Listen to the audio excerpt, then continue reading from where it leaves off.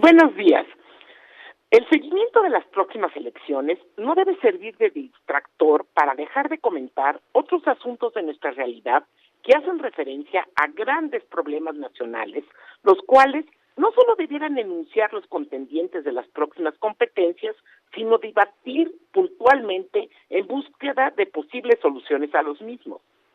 Lo pensaba de frente al informe presentado la semana pasada por el Alto Comisionado de Naciones Unidas para los Derechos Humanos, el cual nos remite a la dificultad que tenemos para alcanzar una aplicación debida de la justicia por la persistencia sistemática de la tortura, entre otras insuficiencias del Estado de Derecho en México. De paso, no quiero dejar de decir que, a mi parecer, el informe señalado redunda en la responsabilidad que tiene el gobierno federal actual de su mala reacción tras los hechos ocurridos en Iguala en septiembre de 2014. ¿Pero qué se dijo? El documento señala los actos de tortura y otras violaciones a derechos humanos contra 34 de los 129 procesados por el caso Ayotzinapa. Hechos que representan una doble injusticia, ya que por un lado se violaron las garantías a la integridad personal y al debido proceso de los detenidos, y por el otro se han afectado el derecho a la verdad de las víctimas, además de la sociedad en su conjunto. ¿Qué hay detrás de lo que aquí se refiere? De entrada, resulta interesante constatar que México ha ratificado los principales tratados internacionales contra la tortura. Ha expedido docenas de leyes sobre la materia. Ha creado instituciones dotadas de cuantiosos recursos, entre cuyas funciones el combate a la tortura es prioridad. Sus representantes acuden a foros internacionales para denunciarla. Sus funcionarios son capacitados en forma constante a fin de prevenirla. A pesar de lo anterior, la tortura persiste en este país. Y no se mantiene como un fenómeno aislado, sino se constituye como una práctica sistemática que se reproduce incesantemente. Así lo han constatado ya en el pasado varios órganos internacionales.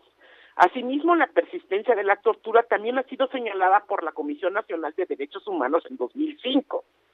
En realidad, una persona es vulnerable a ser víctima de la tortura desde su detención posible hasta su puesta a disposición del Ministerio Público, y el riesgo persiste para ella en los centros de detención.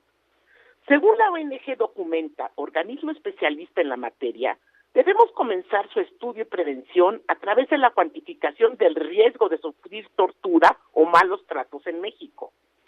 Al respecto, algunos datos de tortura al momento de detención que han recogido son los siguientes. De la población que se encontró privada de la libertad durante 2016, 75% sufrió algún tipo de violencia psicológica al momento de su arresto y 63% algún tipo de agresión física por parte de la autoridad o persona que realizó el arresto. A nivel nacional, 62% de la población que se encontró privada de la libertad durante 2017 rindió su declaración al ser presentada ante el Ministerio Público. De ella, 46% sufrió presiones por parte de policías o autoridades para dar otra versión de los hechos. De la población que se encontró privada de la libertad durante 2016, 39% recibió patadas o puñetazos por parte o con el consentimiento de las autoridades que lo custodiaron durante su estancia en el Ministerio Público, mientras que 23% recibió golpes con algún objeto. Sobre cifras de tortura en traslados, cabe notar que del trabajo del exrelator Juan Méndez del año 2014, se desprende que de 100 mujeres en prisiones federales, 97 reportaron que experimentaron violencia física, psicológica y verbal, todas, mientras 72 declararon haber sufrido violencia sexual. Además, 33 de ellas dijeron haber sido violadas. En los 66 casos que reportaron estos abusos, solo en 22 se abrió una investigación y han merecido acusaciones por violación sexual únicamente 6. Tremendo, ¿no? Sobre tortura en la detención, el relator aludido recibió numerosas denuncias verosímiles de víctimas, familiares, sus representantes y personas privadas de libertad, y conoció varios casos documentados que demuestran la frecuente utilización de torturas y malos tratos al interior de los centros de detención, lo cual fue confirmado por la Comisión Interamericana de Derechos Humanos a raíz de su visita de septiembre y octubre de 2015. Para Documenta, el contexto de esta realidad es el hecho que en la República Mexicana existen 389 centros, de los cuales 212 presentan sobrepoblación. Así, en la mayoría de ellos, los reclusos no siempre cuentan con los servicios de agua, luz o ventilación, y deben dormir en el suelo por turnos en sus celdas. Asimismo, estas no reciben el mantenimiento necesario. En esta situación, la sobrepoblación y el hacinamiento se agravan debido a los estrictos regímenes que imperan en muchos de estos lugares, ya que las personas pueden pasar entre 22 y 24 horas diarias encerradas en sus celdas y casi no tienen acceso al aire libre ni oportunidades laborales, educativas o recreativas.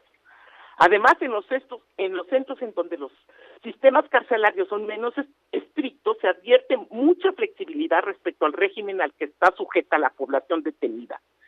En ocasiones, todo ello resulta en control por parte de algunos internos sobre los servicios y funcionamiento general de las prisiones, en la forma de autogobiernos que provocan inequidades, corrupción y situaciones de violencia e intimidación entre los detenidos.